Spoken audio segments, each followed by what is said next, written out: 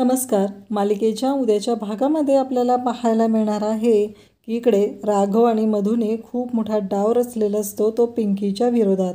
नक्की राघवला जाणून घ्यायचं असतं की पिंकी आणि या सिंधूमध्ये कोणतं नातं आहे, म्हणजे पिंकी आणि कृष्णा या दोघीजणी एकमेकींना कशा ओळखतात हे राघवला जाणून घ्यायचं असतं. म्हणून त्याने मधूला सांगितलेलं असतं की हे जे औषध आहे ते पिंकीला दे, आपण तिच्याकडून सत्य काढून घेऊया. आणि आता त्याच पद्धतीने मग राघव हा पिंकीच्या समोर येतो आणि पिंकीला विचारू लागतो. पिंकीला अनेक प्रश्न तो विचारत असतो. पिंकीला म्हणत असतो की मला कळलं पाहिजे नक्की काय आहे ते. असं म्हणत तो पिंकीला म्हणत असतो की नक्की कशामुळं, म्हणजे तू आणि कृष्णा आणि तुझा नवरा तुझे धनी जे आहेत युवराज याला सिंधूने म्हणजे कृष्णाने कसं काय नेलेलं आहे, असे अनेक प्रश्न तो पिंकीला विचारत असतो. तेव्हा पिंकी म्हणते, काय हो माझ्या धनीबद्दल काय बोलताय, तुम्हाला कसं काय वाटत नाही आहे माझ्या धनीबद्दल काय पण बोलताना, असं पिंकी म्हणत असते. तेव्हा मात्र राघव म्हणतो की आता तुम्हीच मला सांगितलेलं होतं ना की कृष्णाने तुमच्या नवऱ्याला. तेव्हा ती म्हणते हे तर मला सगळं कृष्णाने म्हणजे सिंधूनेच करायला लावलेलं होतं.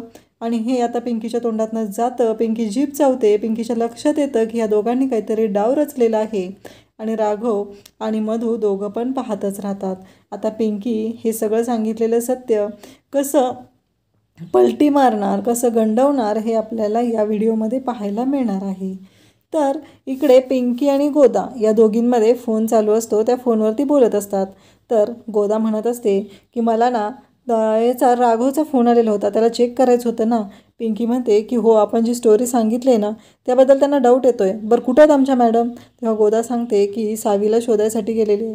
आणि ती मधुमक्की आहे ना तिला ना खरंच तिनं इतकी वाईट आहे ना, मायलेकराची ताटातूट केलेली आहे. इकडे बघितलं ना कृष्णाचं माझ्या तिच्या लेकीवर किती प्रेम आहे आणि तिची लेक तिला सापडत नाही आहे, म्हणून तिचा जीव कासावीस होतोय असं सांगत असते. तेव्हा मात्र आपल्याला पाहायला मिळतं पिंकी म्हणते की काळजी करू नको, लवकरात लवकर सगळं व्यवस्थित होणार आहे आणि काहीच काळजी करायची गरज नाही असं पिंकी सांगत असते. पिंकी म्हणत असते की त्या मधुमक्खीची तर वाटच लावणार आहे. तोपर्यंत इकडे आपल्याला पाहायला मिळतं की मधू किचनमध्ये असते. राघव तिच्या पाठोपाठ येतो. मधू घाबरते. राघव तिच्या तोंडावरती हात ठेवतो आणि म्हणतो जरा शांत हो, मीच आहे, दुसरं कोणी नाही. आणि ते दोघंजण एकत्र गप्पा मारत असतात. ही गोष्ट पाहून पिंकीला मात्र खूपच राग आलेला असतो. पिंकी तिथे काठी घेऊन येते आणि म्हणते बाजूला हो, बाजूला हो, एवढं चिकटायची काही गरज नाही आहे, एवढं चिकटून उभा राहायची गरजच नाही आहे असं म्हणत पिंकी त्या दोघांना एकमेकांपासून बाजूला सारत असते. पण त्याआधी राघवने मात्र इकडे मधूला सांगितलेलं असतं की आपल्याला त्या पिंकीने तिची आणि कृष्णाची जी स्टोरी सांगितलेली आहे ती शोधायचा मी खूप प्रयत्न करत आहे, पण काहीच धागेदोरे माझ्या हाती लागत नाहीत. त्यामुळं आता तूच तिच्याकडून सत्य काढून घे असं राघवने ठरवलेलं असतं. इकडे आपल्याला पाहायला मिळतं पिंकी तिथे येते आणि मग राघव म्हणतो की कसं आहे, मला काहीतरी भूक लागली, मला काहीतरी हवं आहे, म्हणून मी तिला बोलत होतो. त्यावेळेस पिंकी म्हणते हिला काय येणार आहे, नाही मला काय वाटतं माहिती आहे का, कांदा भजी बनव, कांदा भजी. त्यावेळेस मधू म्हणते हो मी बनवले होते ना, त्या दिवशी खाल्लेत ना. पिंकी म्हणते की तुझ्यासाठीच मी त्याला म्हणत होते की चांगले झालेत भजी. कसं आहे माहिती आहे का, तुझे भजी ना तुझ्यासारखे असे लेमिळीत भजी कसे पाहिजेत माहिती आहे का, सातारा स्टाईल. मी बनवते सातारा स्टाईल कांदा भजी. पण मला काय वाटतं माहिती आहे का, होऊन जाते का कॉम्पिटिशन.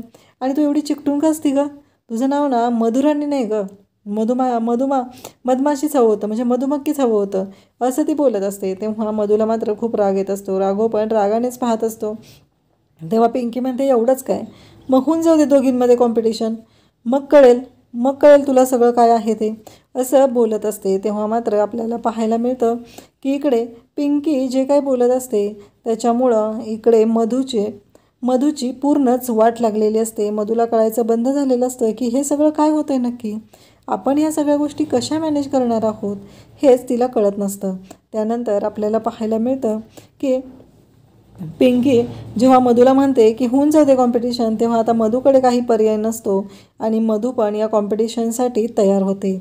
मधू पण म्हणते की हो चालेल, होऊन जाऊ दे कॉम्पिटिशन. तेव्हा पिंकी म्हणते चल मग घे कांदा चिरायला. नाही मला काय म्हणायचं आहे. तेव्हा मधू म्हणते की कांदा.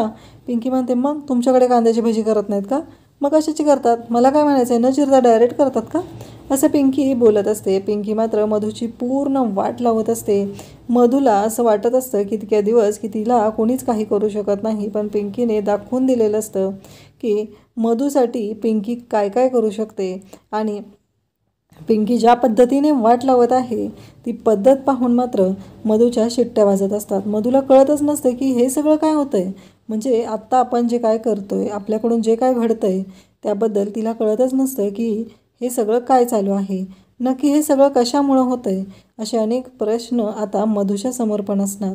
मधूला कळायचं बंद झालेलं असतं की आपण ह्या सगळ्यातून या पिंकीपासून सुटका करण्यासाठी काय करू. पण एकतर तिला असं वाटत असतं की राघवने इतक्या दिवसानंतर माझ्याकडे मदत मागितलेली आहे आणि आता मला राघवची मदत केली पाहिजे. जर मी राघवची मदत केली तरच राघवला माझ्याबद्दल काहीतरी वाटतंय का नाही हे तरी माझ्या लक्षात येईल, असं मधूचं चाललेलं असतं. आता पिंकीने चाकू घेतलेला असतो आणि तो चाकू मधूच्या तोंडासमोर ती धरते. मधू म्हणते हे काय आहे. पिंकी म्हणते कांदे सोलायचे नाहीत का. नाही तुमच्याकडे काय नाकाने कांदे सोलतात का, म्हणून तुम्हाला विचारते हे काय आहे. नाही तू कशाने सोलणार आहेस कांदे ते सांग बरं. तर पिंकी अशी घाबरवत असते तेव्हा मधूची मात्र चांगलीच तारांबळ उडलेली असते. मधू आता चॉपरवरती कांदा चिरत असते आणि त्याचबरोबर मधूचं जे काही चाललेलं असतं ते मात्र पिंकी पाहत असते. पिंकी जाते, हेल्मेट घेऊन येते आणि हेल्मेट घालून पिंकी कांदा चिरत असते. हे पाहून मधूचे मात्र इकडे डोळे लाल झालेले असतात आणि ती पिंकीकडे पाहते तेव्हा तिला धक्का बसतो. ती म्हणते हे सगळं काय चाललं आहे आणि हे असं काय. तेव्हा पिंकी म्हणते असं काय म्हणजे. नाही आपलं काय ठरलं होतं का की अशा पद्धतीनं नाही चिरायचा कांदा. आपलं फक्त ठरलेलं काय होतं, कांदा चिरायचा आणि कांदा भजी करायचे. मग तुला तर आयडिया सुचल्या नाही आहेत तर मी काय करणार ना. तुला आयडिया सुचायला पाहिजे होत्या. मला आयडिया सुचली, मी वापरली, झालं, प्रश्न मिटला. त्यावेळेस मधू म्हणते की काय का असे ना पण ही पिंकी ना जरा जास्तच आगाऊ आहे. कसं आहे हिच्या बाबतीत जरा राघवने सांगितलेलं आहे ते काम केलंच पाहिजे. हिच्याकडनं शोधायलाच लागणार आहे की नक्की हिनं काय करू शकते ते आणि हिचं आणि कृष्णाचं काय नातं आहे ते मला शोधावंच लागेल, असं इकडं मधू म्हणत असते. कारण एकतर पहिल्यांदा राघवने माझ्याकडे मदत मागितलेली आहे. मग मधू गोड बोलत आता ती पुन्हा पिंकीकडे जाते आणि पिंकीला म्हणते की मला ना विचारायचं होतं की तू तिकडची साताऱ्याची आणि सिंधू पुण्याची, मग तुझी मैत्रीण कशी काय ती, मला कळेल का नक्की कसं काय तुझी मैत्रीण होती ती. तेव्हा पिंकी म्हणते म्हणजे काय म्हणायचं आहे, तू आता असल्या नसत्या चौकशा करायला घेतलेत का. नाही मला वाटायला लागलं तू आता तसला उद्योग चालू केला की काय, नाही म्हणून विचारते मी. पिंकी हे बोलत असते. पिंकी मात्र मधूला प्रत्येक वेळेस तिची लायकी दाखवत असते, तिला दाखवून देत असते की तू चुकीची आहे, तुझी काय लायकी आहे. मग मधू म्हणते नाही गं तसंच विचारते आणि मला काय म्हणायचं आहे, तुझी बेस्ट फ्रेंड आहे ना ती, मग तुला काय करावं वाटत नाही, तिनं तुझ्या नवऱ्याला घेऊन गेली आहे. पिंकी म्हणते हो वाटतं ना, अगदी असं वाटतं ती उंच कड्यावर घेऊन जावं आणि त्या कड्यावरून तिला ढकलून द्यावं आणि जेव्हा तिच्या किंचाळण्याचा आवाज येईल ना तेव्हा माझ्या मनाचं समाधान होईल, असं करावं वाटतं मला. त्या क्षणी मधूला रिकॉल होतं, तिनं जे काही सिंधूबरोबर वागलेले असते ते सगळं तिला आठवू लागतं. म्हणजे पिंकी बरोबर तेच बोलत असते. त्यामुळं मधू आता पुरती कात्रीत सापडलेली असते आणि तिला आठवत असतं की सिंधूच्या हातातली पर्स ती खेचत असते. सिंधूला म्हणत असते की नाही, सिंधू नाही असं म्हणत ती सिंधूला ढकलून देत असते. सिंधूला बिचारीला खूप वाईट वाटत असतं. पण हे सगळं मधूने केलेलं असतं. मधूने जाणून बुजून हे सगळं केलेलं असतं आणि सिंधूला ढकलून दिलेलं असतं. सिंधूशी चुकीच्या पद्धतीचं वर्तन केलेलं असतं आणि सिंधू वरून पडली या गोष्टीचा आनंद साजरा केलेला असतो. हे सगळं तिला आठवत असतं आणि पिंकीनं नेमकं तेच बोललेलं असतं आणि मधूच्या चेहऱ्यावरचे भाव ओळखलेले असतात. मधू घाबरी झालेली असते. तेव्हा पिंकी म्हणते का काय झालं, म्हणजे काय चुकलं का, मी काय बोलले त्याच्यामध्ये. त्यावेळेस मधू म्हणते नाही तसं काही नाही झालं. मग ती म्हणते की काय झालं, असं काय केलं आहे का तू. नाही साळसूतपणाचं आव्हान नकोस तू कशी आहेस हे मला चांगलंच माहिती आहे. तेव्हा मधू मात्र शांतच होते. मधू म्हणते मी कशाला काय करू आणि साळसूतपणाचा मी तर असा विचार पण नाही करू शकत ना कधी. आणि पिंकीने पूर्णपणे मधूला ओळखलेलं असतं. मधूच्या जवळ जाते आणि तिला म्हणते की योग असं करावं वाटतं मला, असं धरावं तिला आणि उंच कड्यावर घेऊन जावं आणि तिथून खाली ढकलून द्यावं. आणि तेव्हा मात्र मधू म्हणते अगं काय चाललंय तुझं, मला का ढकलतेस तू. त्यावेळेस पिंकी म्हणते नाही मला जे वाटतं ना ते सांगितलं, मला विचारलं होतं ना तू मधुराणी, असं म्हणत तिला चिडवू लागते. त्यानंतर आपल्याला पाहायला मिळतं की मधू म्हणते बस आणि पिंकीला ती म्हणते अगं पण मला एक कळत नाही आहे, तुला एवढं वाटतं तरी पण तू एवढी शांत का राहतेस. तेव्हा पिंकी म्हणते, वाटतं ना, सगळ्या गोष्टी वाटतात म्हणून केल्या पाहिजेत असं थोडंच आहे, मला वाटतंय पण मी करू शकत नाही आहे ना, असं ती बोलत असते. आणि तिने उलट मधुलाच आता उलट प्रश्न विचारू लागते की नक्की तुला वाटतंय का असं काही करावं?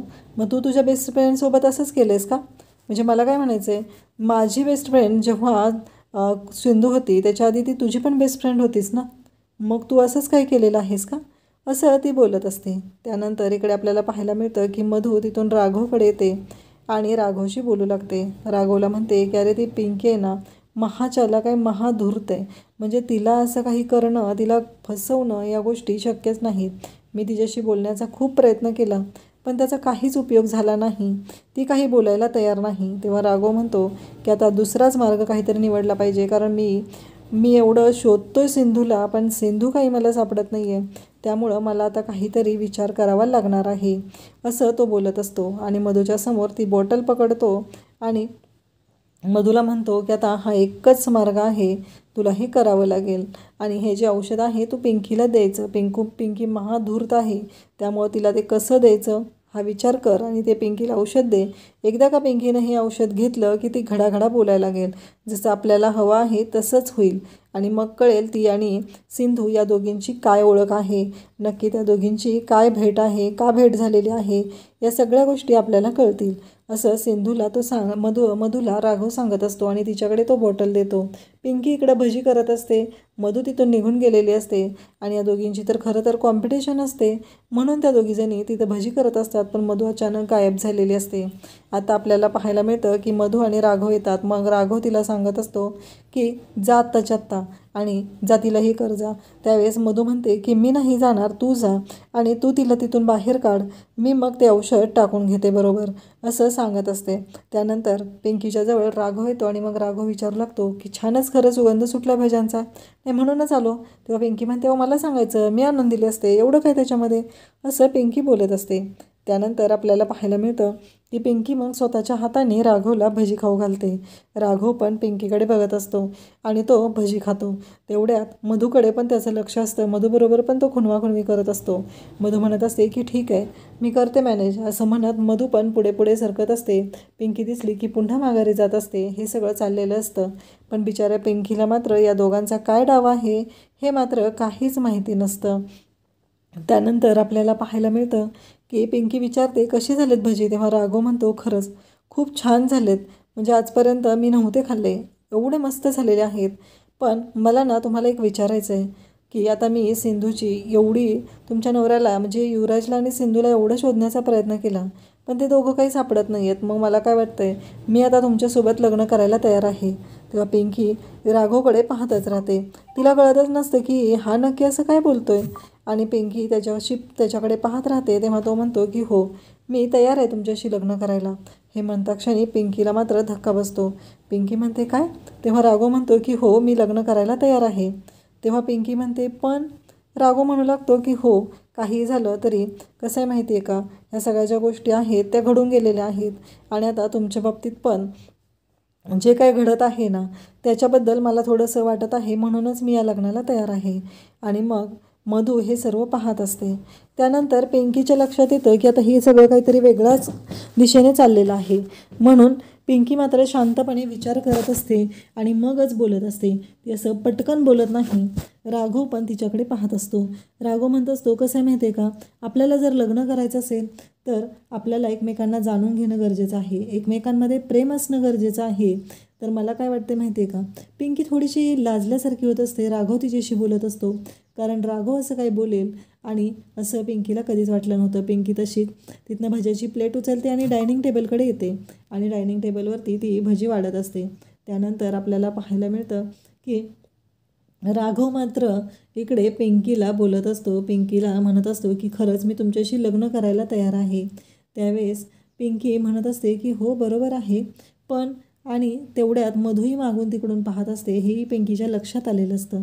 पिंकी मात्र राघवशी बोलण्याचा प्रयत्न करत असते, त्याला सांगण्याचा प्रयत्न करत असते पण राघव मात्र म्हणत असतो की नाही काहीही झालं तरी मी मात्र हे ऐका तयार आहे करायला पिंकीला म्हणत असतो की मी लग्न करायला तयार आहे, आता काही झालं तरी आपल्याला हे लग्न करावं लागेल असं तो बोलत असतो. त्यावेळेस पिंकीला तो म्हणत असतो की मी कितीही शोधण्याचा प्रयत्न केला तरी मला काही युवराज सापडलेला नाही, त्यामुळं मी आता म्हणत आहे की मी लग्नाला तयार आहे. आपण कुठंतरी बाहेर एकमेकांबद्दल बरोबर वेळ घालवणंही तेवढंच गरजेचं आहे असं तो पिंकीला सांगत असतो. आणि त्या क्षणी तो मधूला खुणवून बोलवतो आणि तिथे असलेल्या ग्लासमध्ये ते जे औषध आहे ते मधूला टाकायला सांगतो. आणि त्यानंतर आपल्याला पाहायला मिळतं की ते औषध आता पिंकीच्या ग्लासमध्ये टाकलेलं असतं आणि पिंकीला त्यातून पाणी पाजायचं असतं. हा सगळा राघव आणि मधूचा डाव असतो. पण पिंकी मात्र राघूकडे पाहतच राहते, कारण राघव असं काही बोलेल अशी कल्पनाच तिनं केलेली नव्हती आणि राघवने बरोबर तसंच काहीतरी केलेलं असतं. त्यामुळं पिंकीसाठी हा खूप मोठा धक्का असतो आणि पिंकी मात्र पाहतच राहते. इकडे पिंकी म्हणते की मला विचार करावा लागेल असं म्हणत पिंकी तिथून बाजूला जाते आणि म्हणते की मी विचार करेल आणि मग सांगेल. आणि ती थोडीशी लाजल्यासारखी झालेली असते. राघवला असं वाटतं की झालं, आता आपण पिंकीला बाटलीत उतरवलेला आहे, आपला प्लॅन नक्की सक्सेस होणार. पण त्याला कुठं माहिती आहे ती पिंकी आहे. पिंकी मात्र सगळ्यांना पुरून उरत असते. पिंकीचा एकच डाव असतो, तो मात्र सगळ्यांवर भारी होत असतो. ही गोष्ट राघवला आणि मधूला माहीतच नसते. तर आता राघव पिंकीला विचारत असतो की मला काय विचारायचं आहे की युवराज आणि कृष्ण या दोघांची ओळख कशी झाली आणि ते आता कुठं आहेत. म्हणजे त्यावेळेस पिंकी आता ते औषध पिलेले आहे आणि पिंकी म्हणत आहे की तुम्ही माझ्या धनींबद्दल काय बोलताय. नाही, कसं शोभतं कसं तुम्हाला हे, तुम्ही माझ्या धनींबद्दल असं काही बोलू शकत नाही असं पिंकी म्हणत असते. तेव्हा राघव मात्र पाहतच असतो. राघव म्हणतो म्हणजे कृष्ण आणि ते, तेव्हा ती म्हणते ते तर मला सगळं सिंधूने, असं ती पटकन बोलून जाते.